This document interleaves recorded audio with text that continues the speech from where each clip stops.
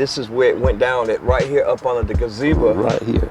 You know, this is what we got the call that changed everything in the Shiloh community. Man, this day marks a year with the Father of Environmental Justice, and he made a promise with us.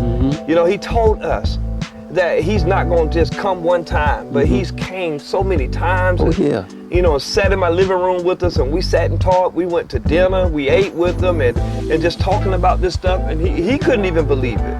You know what I'm saying? But when he saw it, man, been doing this type of work for 4 decades, and man, I'm telling you, when you talk about somebody that is humble, that man, he didn't even come in trying to, to take over anything. He says, we're gonna follow your lead, will you? You know what I'm saying? And man, but he's been doing this for 4 years, 4 decades.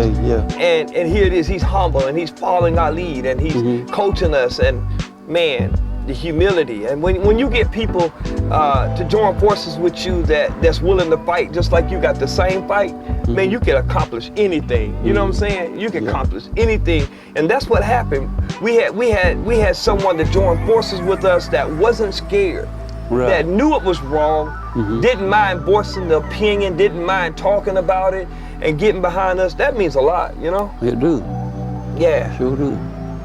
And to be able to share the stage, and he didn't just get up there and talk about it, but he allowed us to share platforms with him, on talking about Shiloh and incorporating, our story into what he was going through, because he's from Shiloh. Yeah. This is his town, and I'll never forget, he told us, he says, if I can't come back home and fight for my people and my city and my town, they need to take away the Father of Environmental Justice from me.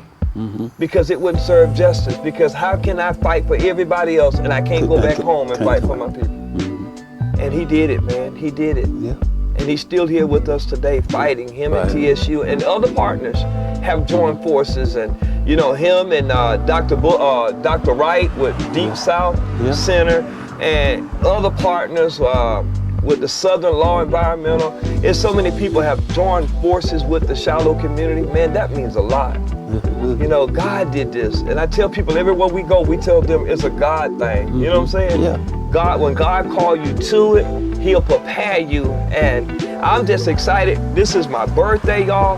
I just turned 48 years old, and here it is. God did this thing. And y'all heard the story.